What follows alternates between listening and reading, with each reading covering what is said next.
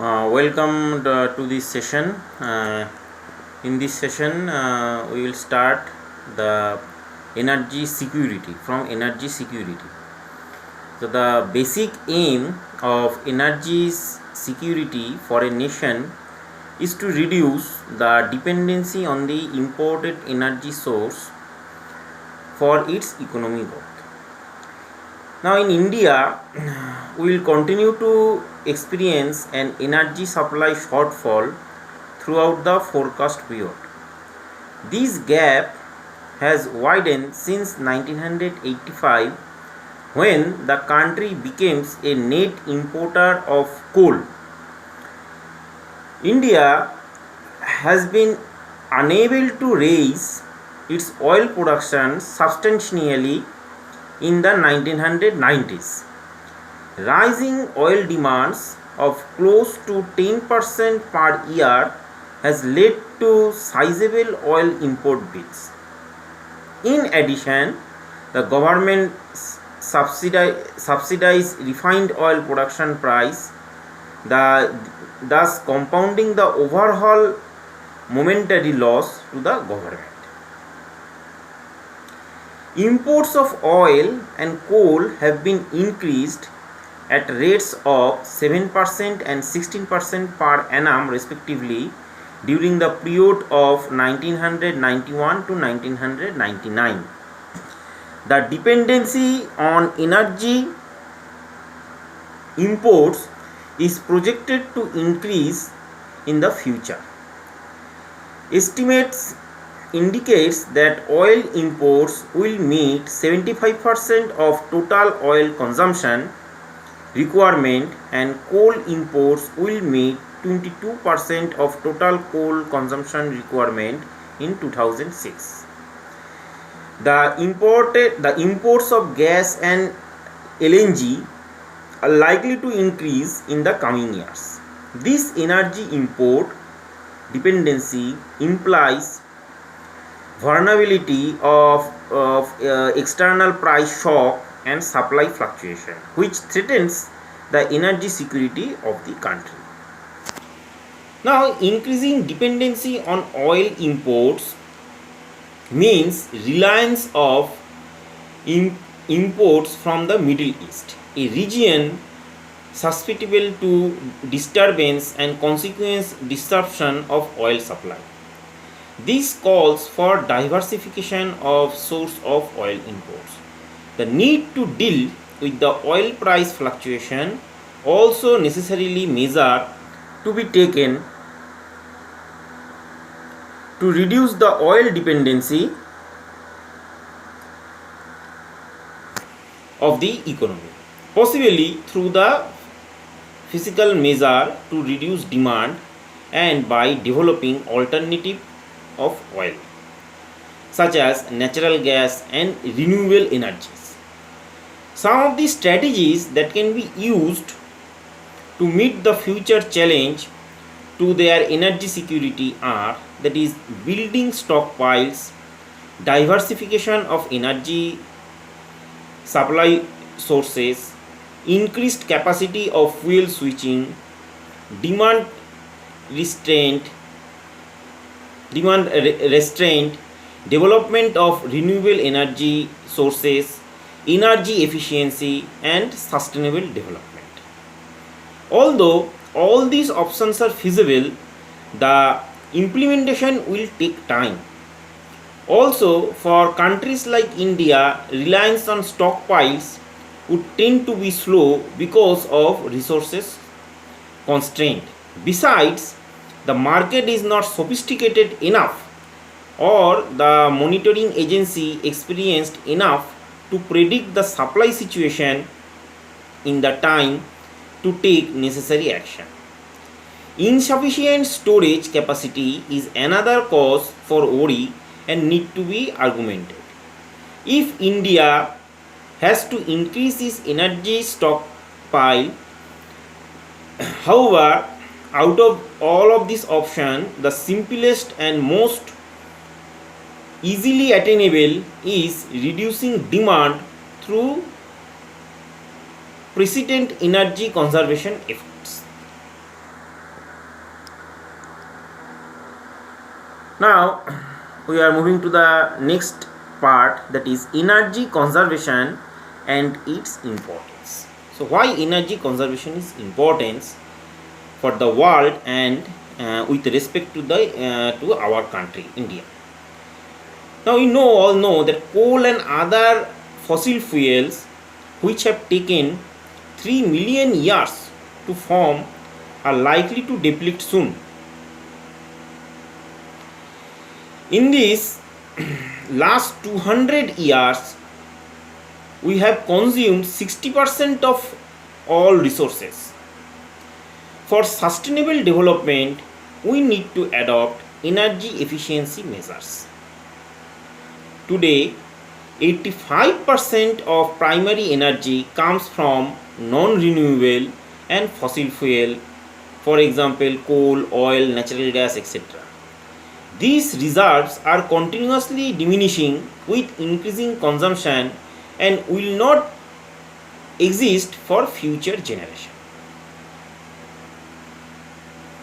Now, what is energy conservation? Energy conservation is the effort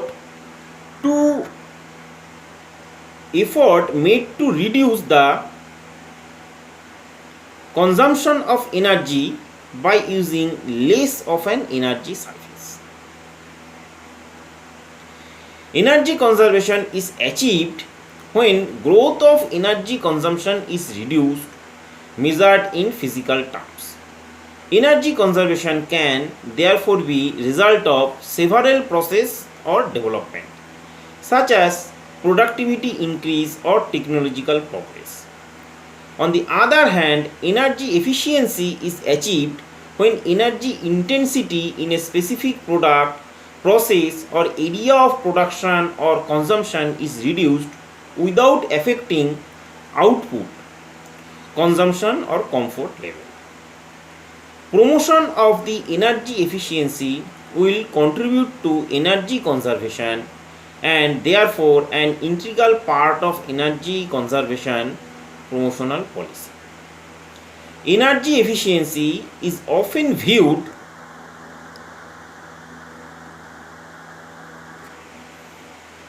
as a resource option like coal, oil or natural gas. It provides additional economy value by preserving the resources base and reducing pollution. For example, replacing traditional light bulbs with compact fluorescent lamps means that 1/4 of the energy required to lighting a room. Pollution level also reduced by the same amount. We know that nature sets some basic limits on how efficient energy can be used. But in most cases, our products and manufacturing process are still a long way from operating at this theoretical limit. Very simple, energy efficiency means using less energy to perform the same function.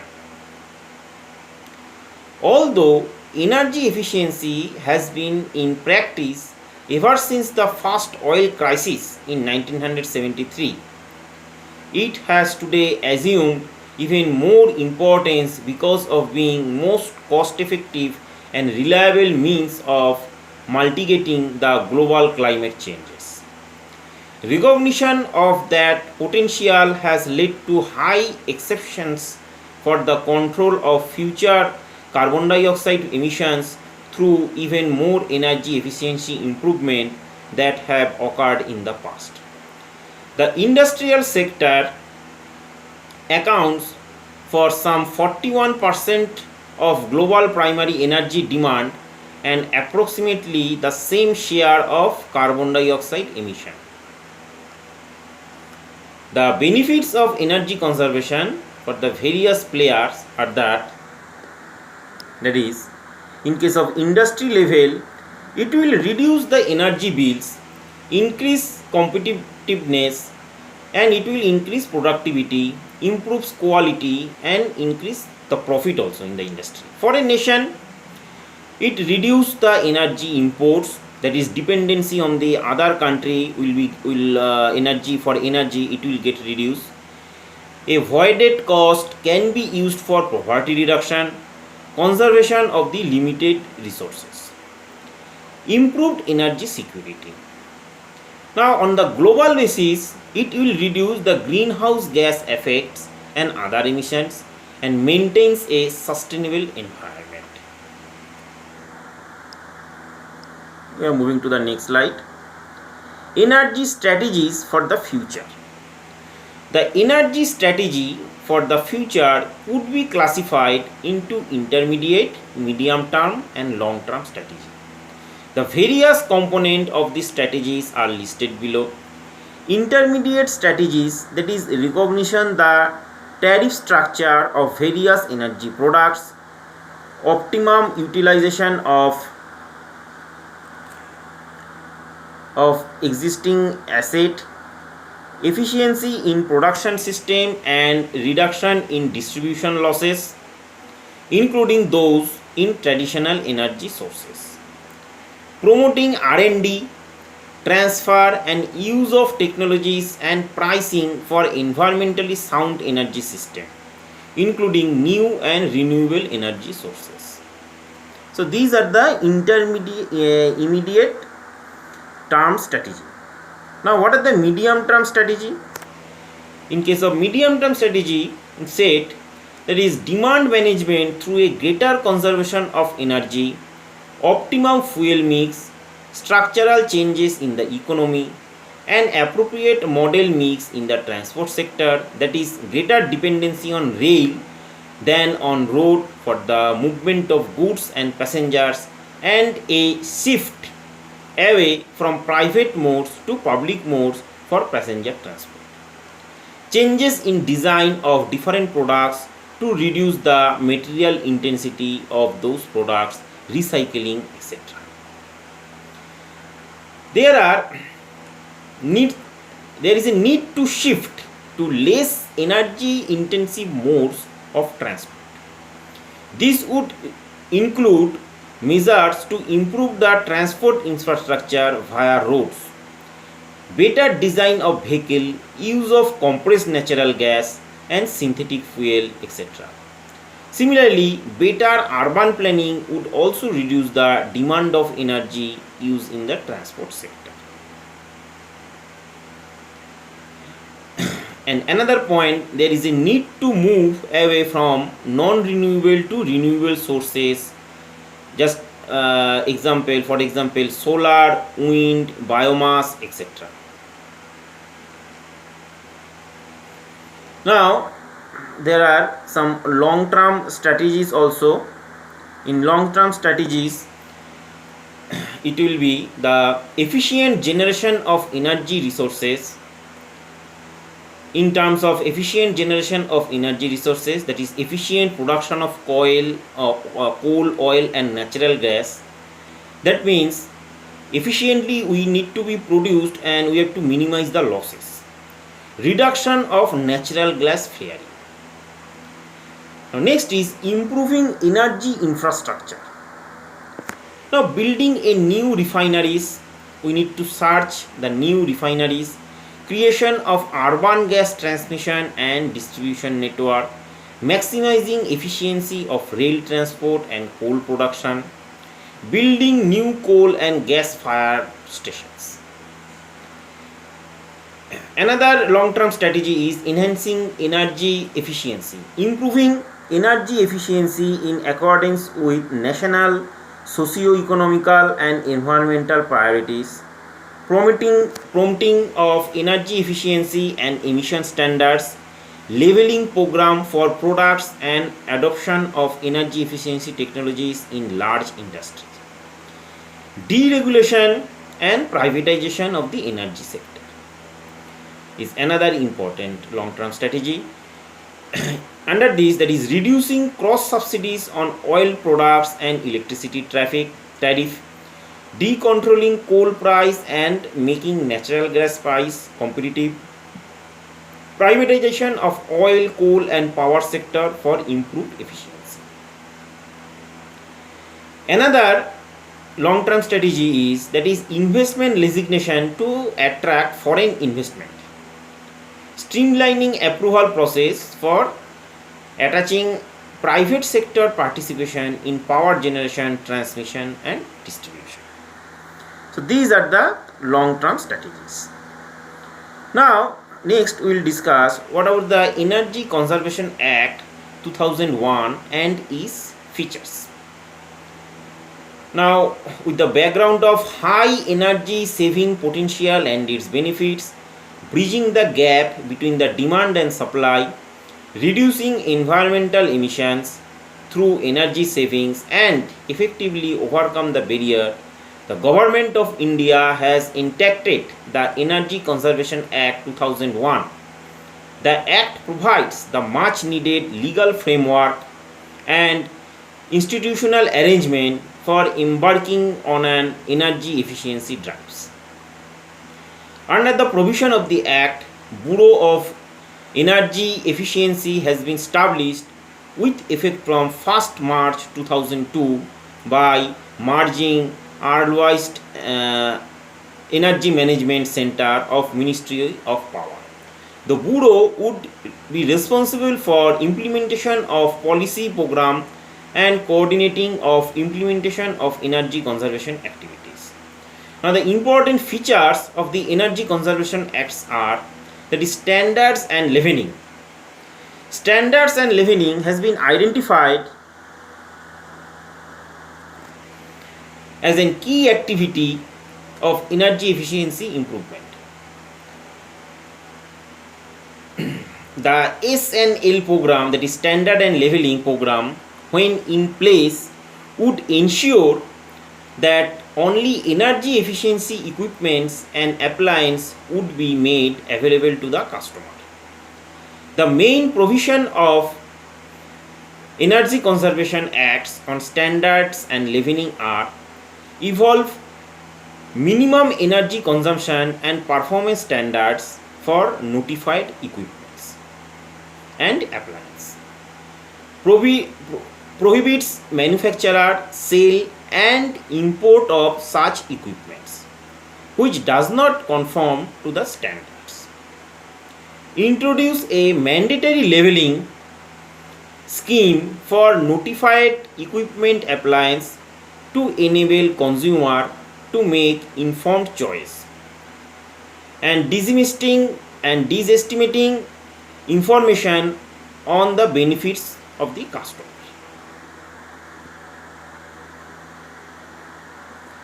Now, what are the designed customer? The main provisions of EC Act on the designed customers are: the government would notify energy intensive industry and their establishment as designed customer. Schedule to the Act provides of designed customer, which covered basically energy intensive industry, railway, broadcast, transport sector, power station, transmission and distribution companies and commercial buildings or establishment. The designed customer to get an energy audit conducted by an accredited energy auditor. Energy management with prescribed qualifications are required to be appointed or designated by the designed customer.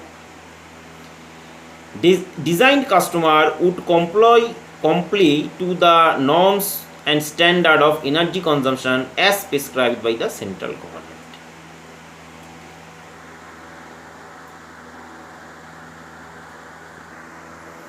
Now, the certification of energy managers and accreditation to energy auditing firms. The main activity in this regard is a cadre of professionally qualified energy managers and auditors will expertise in policy analysis, project management, financing and implementation of energy efficiency project would be developed through certification and accreditation program. BEE, that means Bureau of Energy Efficiency, to design training modules and conduct a national level examination for certification of energy managers and energy auditors. The main provisions of the EC Act on Energy Conservation Building Codes are: the BEE would prepare guideline for energy conservation building codes. There would be notified suites local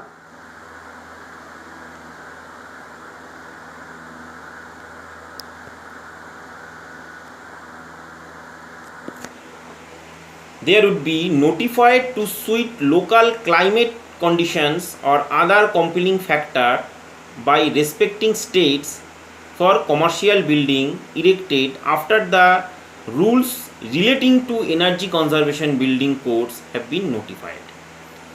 In addition, this building should have a connected load of 500 kilowatt or contract demand of 600 kilovolt and above are the intended to be used for commercial purpose. Energy audit of specific designated commercial building consumer would also prescribed. Now, Central Energy Conservation Fund, the EC Act provisions in this case are: the fund would be set up at the center to develop delivery mechanism of large scale adaptation of energy efficiency service such as performance contracting and promoting of energy service companies. The fund is expected to give a thrust to R&D and demonstration in order to boost market penetration of efficiency equipment and appliance. It would support the creation of facilities for testing and development to promote consumer awareness.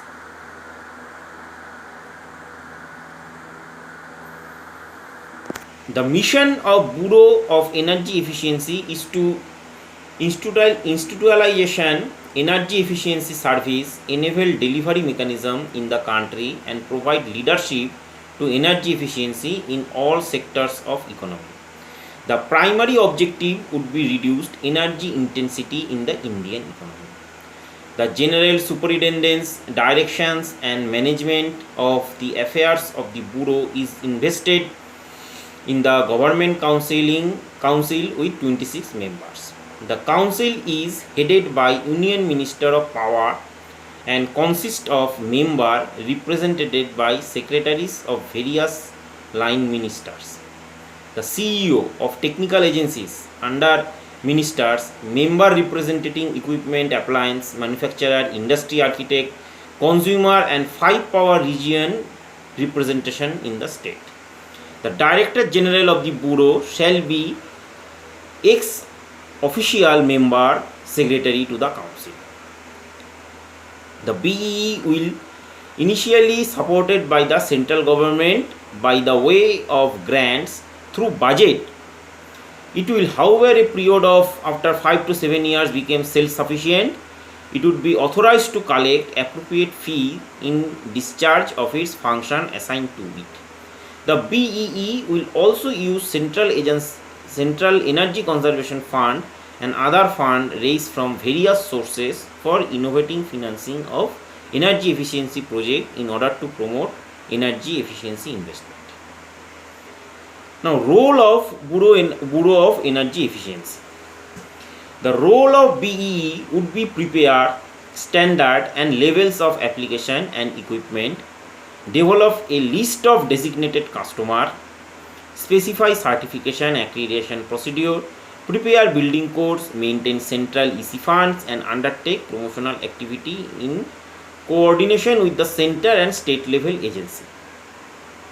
The role would include development of energy service companies, transformation the market for energy efficiency and create awareness through measures including clearing house. The central role is to notify the rules and regulations under various provisions of Act, provide initial financial assistance to BEE and EC funds, coordinates with various state governments for notifications, penalties and adjustment. The state level's job is to amend energy conservation building codes to suit to suit the regional and local climate condition, to designate state level agency to coordinate, regulate and enforcement provision of the act, and constitute a state energy conservation fund for promoting of energy efficiency. For the standard and leveling, there is a variation of energy consumption of similar products by various manufacturers. Also, information on energy consumption is often not easily available. This leads to the continued manufacture and purchase of inefficient equipment and appliance. Standard and leveling has been identified as a key activity for energy efficiency improvement. The standards and leveling program, where in price, would ensure that only energy efficient equipment and appliance would be made available to the customer. The main provisions of EC Acts on standard and leveling are: evolve minimum energy consumption and performance standard for notified equipment and appliance, prevent manufacturer, sale and import of such equipment which does not meet the standards, introduce a mandatory leveling scheme for notified equipment and appliance to enable customer to make correct choice, spread information on the benefits of the customer. Now, standards. Energy efficient standards are procedure and regulation prescribing the energy performance of energy consuming products. The sale of products that are less energy efficient than minimum standard, often called minimum energy performance standard, may be prohibited. For establishment, the standard agreed testing protocols are defined and value of energy performance is determined. Levels. Energy efficient levels are informative level affixed to manufacturer product to describe the product's energy performance. This level gives consumer the give the data necessary to make informed purchase. Star rating is another thing initiated by BE to determine the energy efficiency of an appliance like air conditioner, free refrigerator, etc. Depending upon the energy efficiency, they are rated on a scale of 1 to 5 star. Star ratings start from 1 star, which is least energy efficient and hence the least money saved, and to 5 star, which is most energy efficient. Star ratings are affixed on appliance after testing in BE accredited laboratories. A manufacturer has to be registered with BE to get the star ratings and get their product tested in laboratories. Level indicates the energy efficiency level through the number of stars highlighted in color of table. It has been applied to many products such as TV, AC also, and refrigerator also. Relationship between standards and leveling. The leveling programs are the best way to implement standards. The level service as a compliance to standard. The levels can either provide detailed information about the product energy performance or simply indicates that a product has met certain energy performance. Level also provide useful visual information about standards to the customer and are the main instrument of market transformation. The level program can also provide useful data for updating standards. Bharat Lamp Yojana, which initially means Save Lamp Scheme, aims at the large-scale replacement of the inefficient incandescent bulbs in household by compact fluorescent lamps.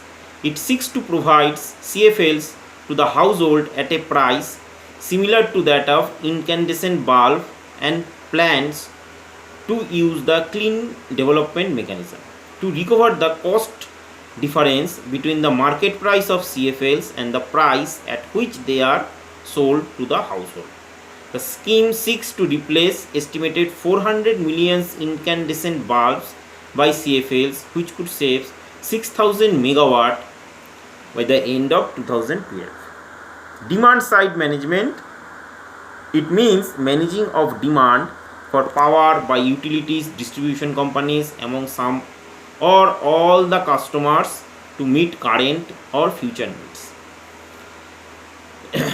Design side management program result in energy and or demand reduction. For example, under this process, the demand can be shifted from peak to off peak hours, thereby reducing the need of buying expensive imported power during peak hours. DSM also enables end users to better manage their load curves and thus improves the profitability.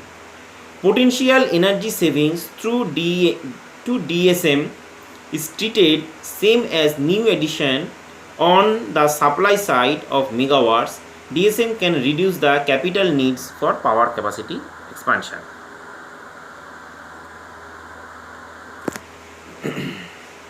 Now, there are some other things that we need to know about the BEE, the enforcement through self-regulation. It certifies the energy consumption norms and standard of production process by accredited energy auditors in a way to enhance effective energy efficiency design customer. For energy performance and standard, manufacturer declare value would be checked in accreditance laboratory by drawing sample from market.